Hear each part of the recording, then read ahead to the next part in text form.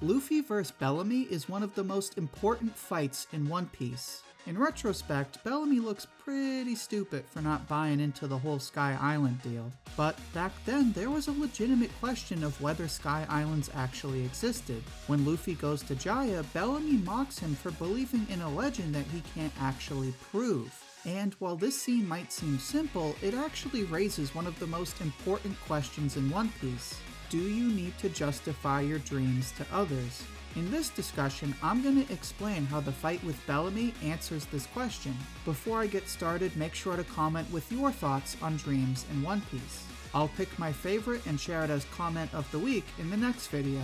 This week's comment comes from Johnny Masterson and his epic ballad of Buggy D Clown.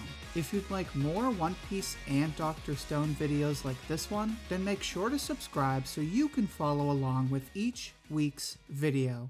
With that out of the way, let's quickly recap the framework for freedom in One Piece. Since pirates are free to live as they want, there's a question of how they ought to exercise that freedom. And while there's as many answers as there are people, all these answers can basically be organized into two broad categories. Under the power approach to freedom, a pirate acts simply because they have the ability to do so. Under the resolve approach, pirates act according to rules based on their own morals and values. For example, Shanks would fall under the resolve approach because he's a pacifist and only fights when he thinks it's necessary. And while it's useful to place pirates under these approaches, their beliefs are rarely this black and white. For example, Kaido falls under the power approach because he's, well, you know, kind of a jerk. But he's also shown on more than one occasion that he has his own code of honor. Either way, pirates all exercise freedom in their own way because of their freedom of choice.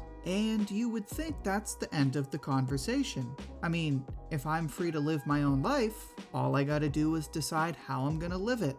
For example, let's say I decide I really want a pet woolly mammoth. I'm free to choose so, and that's what I'm gonna work towards. Shouldn't that be the end of it?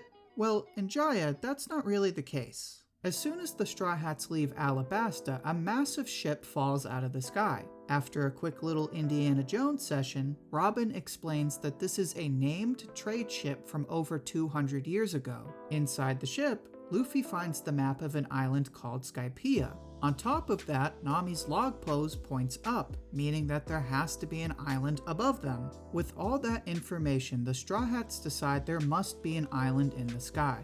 So, they go to Jaya to figure out how to get there. But when they ask about it, everyone laughs at them for thinking that Sky Islands actually exist, which explains why Oda named the place Mock Town. He should have named it Peanut Gallery Town for all the opinions that nobody even asked for. Well, Nami did ask how to find Skypiea, but laughing in her face doesn't exactly count for directions. But speaking of Peanut Gallery, Bellamy tells the Straw Hats that mysterious events on the Grand Line always have a scientific explanation. He also claims that anyone who chases myths and legends is a loser. At this point, when Bellamy starts bullying Luffy and Zoro, Luffy tells Zoro not to fight back.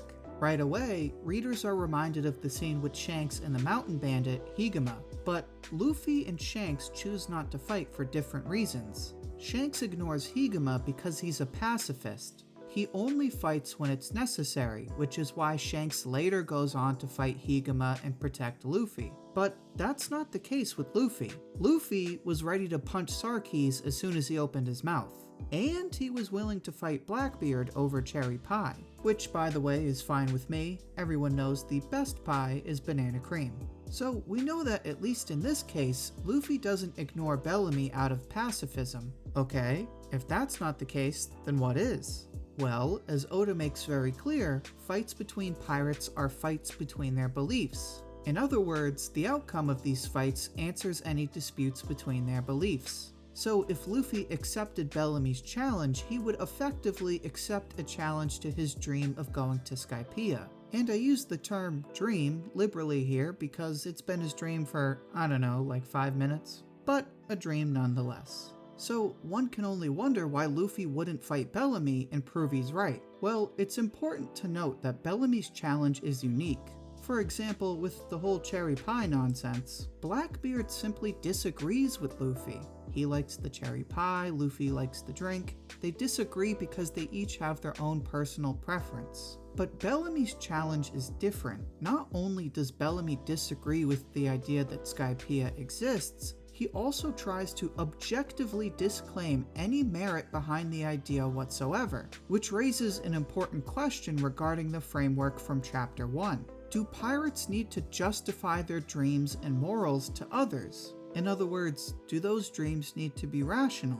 If the answer is yes, then dreams only have meaning when they're supported by logic, reasoning, or empirical evidence. Which is funny because Luffy already had evidence of Skypiea. It wasn't guaranteed, but it did make the existence of Skypiea seem pretty reasonable. Better yet, when the Straw Hats finally reach Skypiea, everything suddenly has a scientific explanation. Granted, all the science is rather convenient, but it's all fairly reasonable. So, with all this evidence, Luffy could have pulled a Senku, explained how Skypiea 10 billion% exists, and then rightfully told Bellamy to suck it. But he doesn't. And the reason he doesn't is because his dreams are subjective. Luffy is free to choose his dreams. Since it's his choice, those dreams become personal. Now, before you say anything, no, I'm not saying Luffy's dreams come from his heart. And no, I'm not saying they're important because yada yada yada the power of friendship. What I am saying is that Luffy's dreams aren't measured by logic or empirical evidence. Instead, they're justified by Luffy's personal experience with those dreams. And the same is true for Cricket and the Shandians. Cricket was always shamed by others because of Nolan's legacy. When he goes to Jaya, he makes it his mission to find evidence of the City of Gold. Not to prove its existence, but to confront all the pain he's had to endure his whole life. And it's in this mission that Cricket meets Shoujo and Masura, who save him from his lonely existence. With Cricket, his dream of finding the City of Gold is justified by his pain and by his friendship with Shoujo and Masura. Likewise, Wiper and the Shandians wage war with the Skypeans to keep their promise with Kalgara, and Kalgara promises to ring the bell because of his friendship with Noland. So the Shandians wage war for hundreds of years because of the promise they've inherited. Now, when you consider the personal nature of these dreams, it makes sense why Luffy thinks of Ace and Shanks after the challenge from Bellamy. His friendship with Shanks founds Luffy's promise to return the hat and become Pirate King, and their shared dream of becoming Pirate King founds the relationship between Luffy and Ace. In both cases, Luffy's dream is founded by a covenant with others, and those covenants are ones that he enters into of his own free will. So, returning to the question, do pirates need to justify their dreams to others? The answer is obviously no. These dreams are subjective. Subjective in the sense that the meaning behind them is personal. If dreams are only worth the evidence to support them, then that would discount our free will and personal experiences. So, in the fight with Bellamy, Luffy proves that his dreams can't be measured by logic or reasoning. After he beats the snot out of Bellamy and Sarkis asks where he's going, Luffy just points and says, "the sky." No explanation, no science. And that's because our dreams don't need to be justified to others. Instead, they will always be justified by our free will and our personal experiences. And that's it for this discussion. I hope you enjoyed this take on one of my favorite sagas in One Piece. If you enjoyed this discussion, then make sure to like the video. If you'd like more discussions like this one, then make sure to subscribe for weekly One Piece and Dr. Stone videos. Thank you for watching, and I hope to hear from you soon.